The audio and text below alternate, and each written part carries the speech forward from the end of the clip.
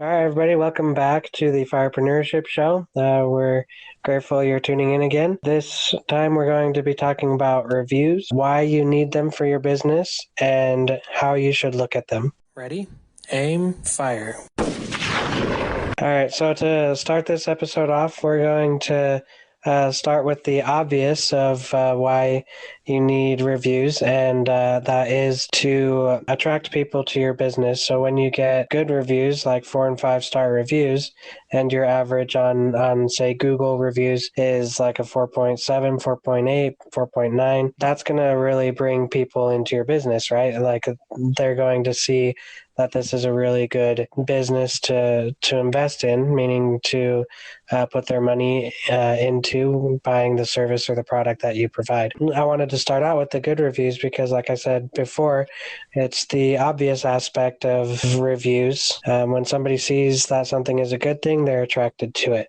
And reviews, in a different way of looking at it, let's just put it this way: reviews are ways that people can see that their peers, meaning people like them, so like potential clients and customers of the given business, so they see that their peers are either giving good reviews or bad reviews, and that's going to help the potential client or customer make their decision on whether or not they want to buy product that or the service that you're offering. In the article, I go over an experience that I had that you can read in more depth in the article. I highly recommend you do that. But basically, I was looking for the thing that I was looking for, product or service, whatever it was. And I looked at the positive reviews, I looked at the negative reviews, and I also looked at even what the company provided, meaning their copy, the images, the videos that they may have provided to promote their product. And obviously, that part of it, meaning what the company provides, is going to have some bias to it. But the decision really relied mostly on reviews that I saw listed in the review section. And so that played a really big role on my decision process. Just to add to what you're saying, I'm sure I'm like lots of others. They're looking for signs of the reviews being authentic. So make sure they are authentic, and that that you get lots of reviews so that people can read through them and really get a good feeling for what type of company you are. If you're a great company, most of them are going to be great, and you'll have a few the misunderstandings. But depending on how you approach those reviews, the feedback that you give to your customers, those that are giving the reviews, that can be a positive too. Yeah, for sure. The quote that comes to my mind while you were saying that is there's safety in numbers. That came to my mind when you said to get a lot of reviews. People tend to go for what's most popular. They go where most everybody is. I think instinctual way of looking at it is that we abide by that saying where there's safety in numbers.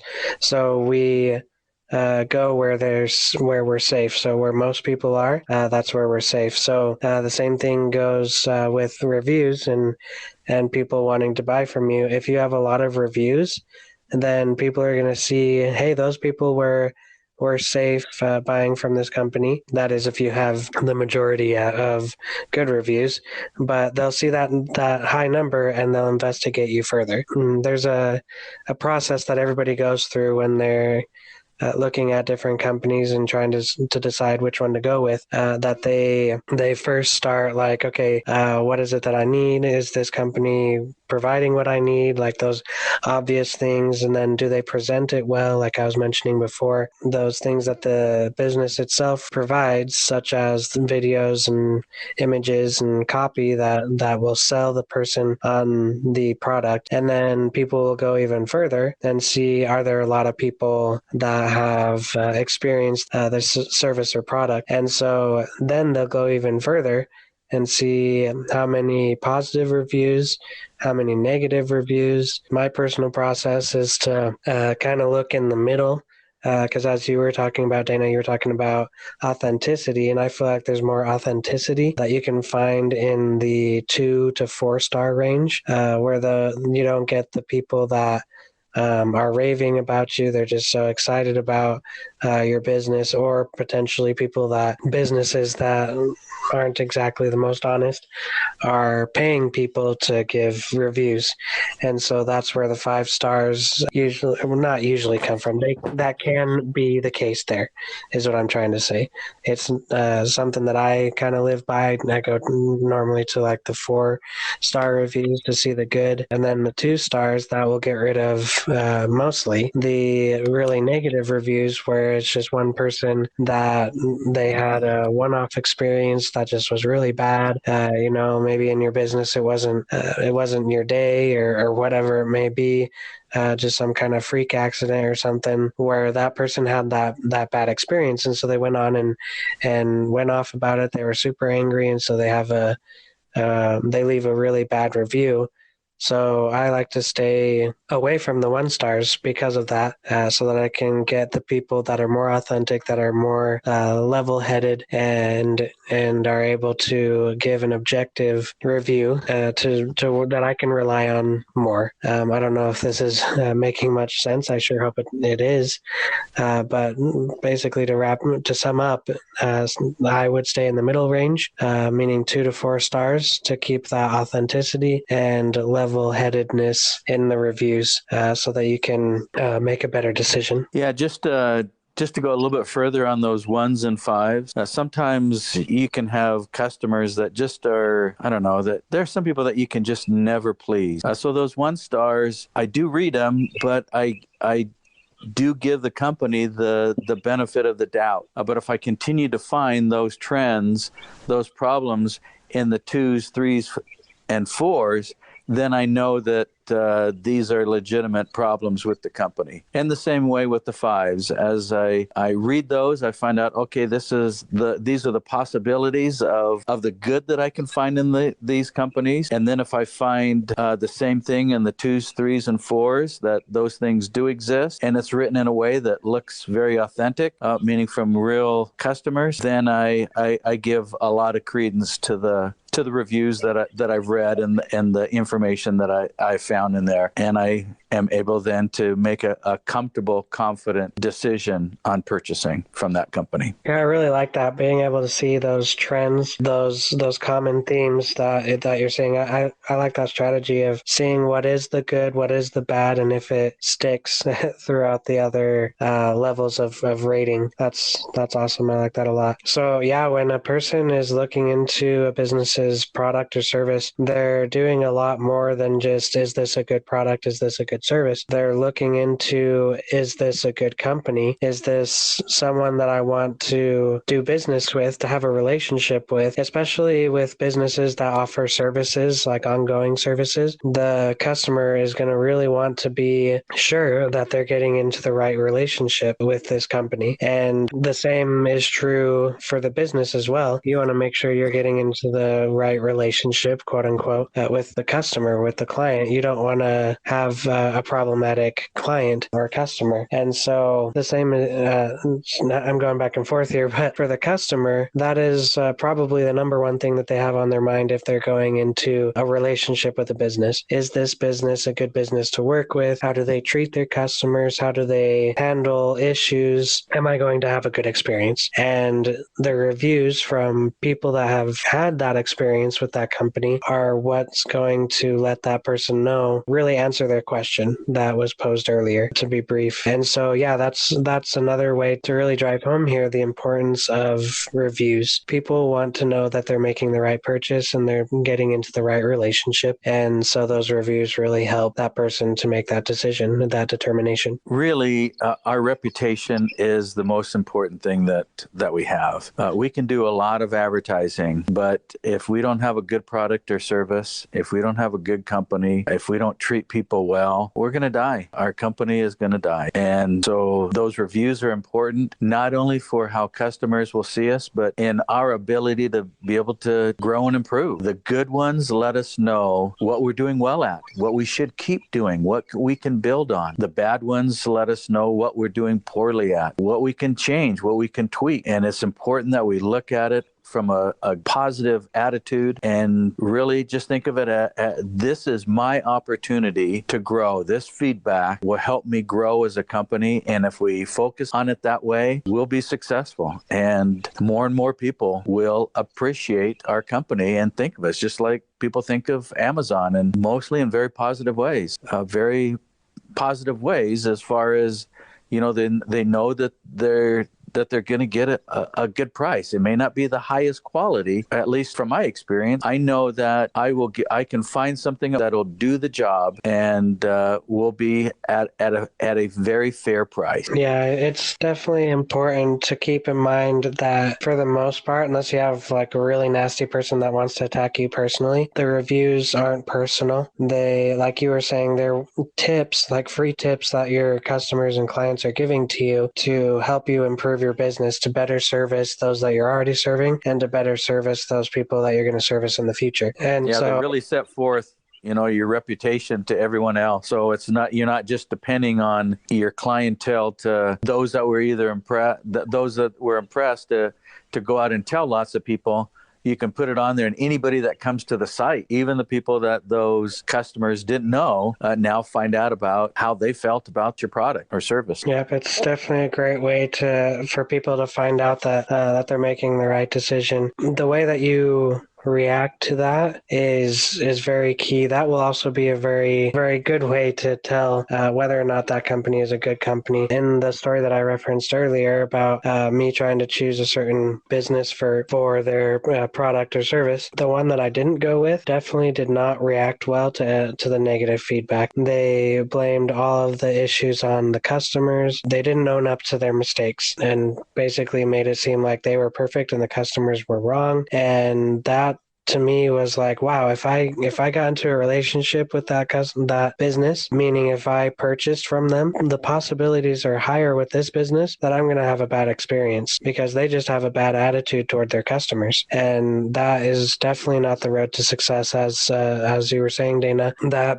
business, I mean, I don't want to, they could change, but the trajectory that they're on, they could very well die as a business. And that is a very sad thing to think about. Hopefully that doesn't happen to that company. But on the flip side, in that same story, the company that I did go with, they had some of the best responses I've ever seen to negative reviews. They went on there and replied to those negative reviews saying like, oh, I'm so sorry that this happened to you. Here is our contact. Please contact us. Let us know how we can make this better. Help us know how we can make you happy, and so that you can go away with a good taste in your mouth instead of a bad taste in your mouth. Obviously, they didn't use the same words, but that was just a great attitude to have toward their customers. They actually respected their customers. They saw their customers as basically their life force because the customers are paying them to do what they're doing. And so they treated them, in my mind, they were treating them like kings and queens and helping that customer have a great experience with them. So I ended up going with that business because I knew if I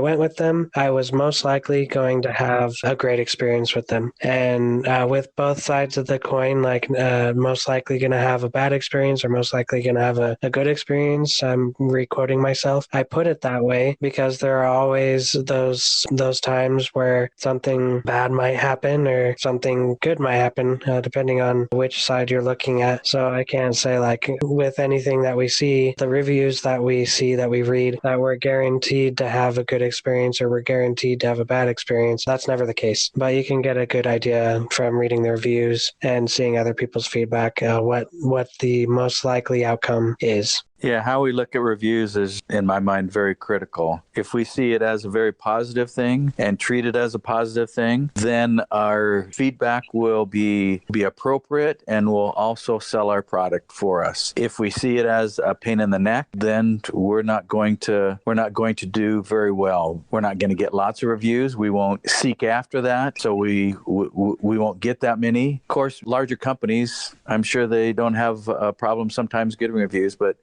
smaller companies, you may need to invite people to go on and review your product or service. So it's really important that we have a great attitude towards reviews and what they can do to sell our company, our product, our service to potential customers. Yeah, and something that's important there to keep in mind is when you, as a small business, you ask people to leave reviews for your business. You need to be very careful there and make sure that you're not like trying to buy good reviews, that you tell them specifically, please give us an honest review. That is something that I feel is very important to add in there, to leave an honest review. And that way you'll be able to keep that authenticity in your pool of reviews for your business, and you'll be able to make sure people, or I guess help people gain trust in your business because they'll see that authenticity. So yeah, just make sure you're having people leave honest reviews instead of being like, yeah, please leave us an awesome review because we're awesome and we did a great job for you. Make sure they leave honest reviews. In a past episode, we talked a lot about humility. I believe it was actually either the last episode or the one right before that. We talked about humility as an attribute of an entrepreneur, where you own up to your own mistakes and you're able to learn from your mistakes. This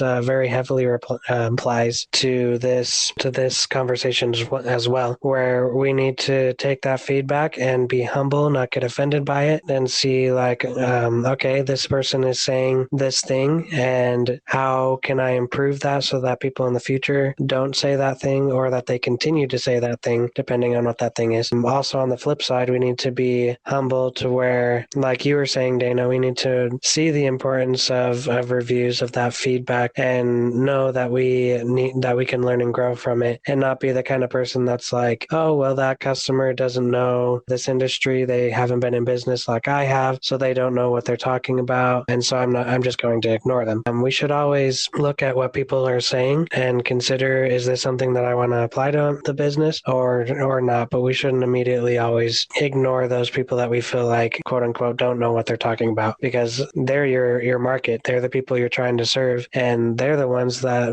know better than you even how best to serve them. And so you really need to learn to listen to your audience, listen to your target market, and make sure that you're giving them what they need, that you're fulfilling their needs, and that way they'll trust you more, they'll like you more, and they know that you're the go-to business because you're taking care of their needs. Yeah, one of the great things that negative feedback, and you don't have to get feedback just from reviews. Your company's, talking to customers all the time, and you should be able to get feedback in lots of different ways. But those negative ones can teach you how to better educate your customers so that they know what they can expect from your product. If they expect something that you can't deliver, for instance, in my industry of lawn care, there are no chemicals that turn your lawn from brown to green in one day, and there's no product that will kill weeds in one day. So they need to know a time period and even the process that it goes through. And you can determine from continual feedback what exactly is helpful to your customers to help them know exactly what to expect. So there's reviews, feedback in my mind is just critical. It's critical to businesses, to your business. It's critical to your personal life. I try to have the same attitude when my wife ribs me or razzes me, whatever you want to call it, or jokes around, or is upset with that.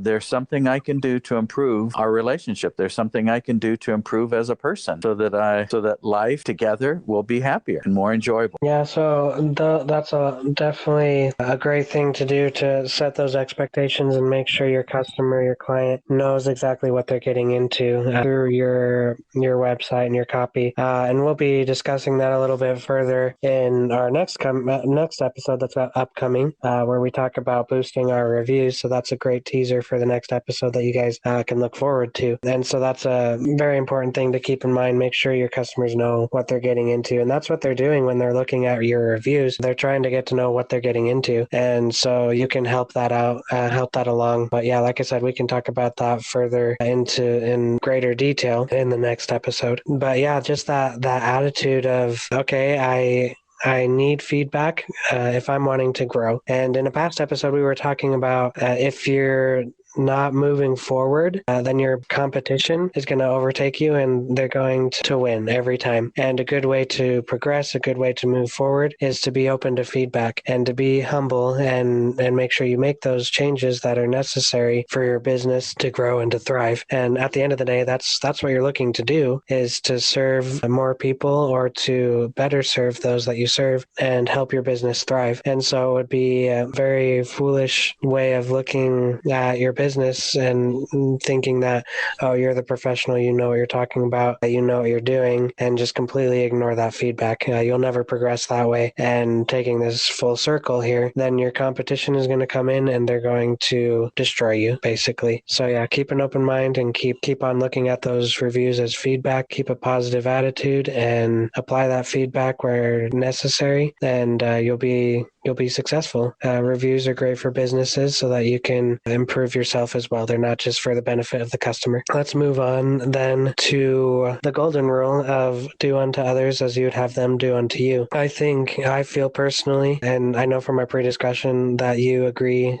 Dana, on this, that us as business owners, we have an obligation to help other businesses in this aspect, to leave reviews, honest reviews for the companies that we end up rubbing shoulders with, and help those companies to learn and to grow, to know what they can capitalize on and to know what they need to change. And so we need to make sure that we're leaving those reviews for other companies as well, and also doing it in the way that we've been talking about of not when you have a bad experience, to not be super angry and like really rip on the company, but to do it in a good way, an emotionally intelligent way, and say the facts. And the same with positive reviews, and just say the facts and help them learn and grow. We as business owners do have that responsibility, as I mentioned, and so we need to go out there and make sure we're leaving reviews, leaving that feedback, and helping other companies out in that way. Yeah, I agree. I think that's very helpful. I think by doing so, we also help maintain a healthy relationship with reviews. We see them for the powerful tool that they are, the powerful feedback that they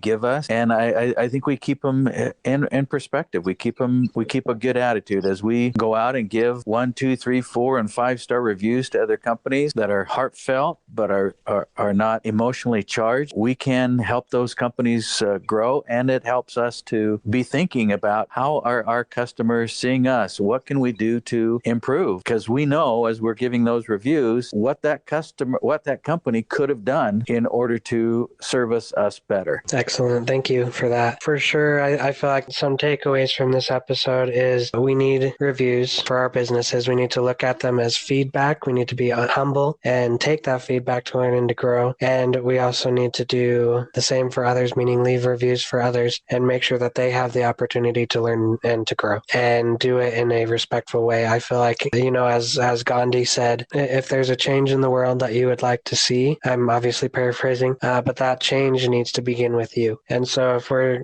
seeing in our personal experience with our company that people need to be more respectful and kind in their negative reviews, then go out there and do the same for others. Be respectful in your negative reviews. Also, if you see that businesses need to handle their side of things better, then do that in your business. So yeah, be the change that you want to see in the world. And I feel like that's a good final invitation for this episode. Be respectful and be that change. So yeah, thank you guys so much for listening. That brings this episode to a close. Thank you, Dana, so much for joining again. Your point of view, your perspective is definitely appreciated and adds a lot more depth to what I'm writing in the blog. We would love to hear from you. If you would like, you could leave a comment on our blog post for this episode. You can find that at firepreneurship.com/22. Or if you would like to be featured on this podcast, you can send us an email with a voice recording and title that email Podcast Voicemail.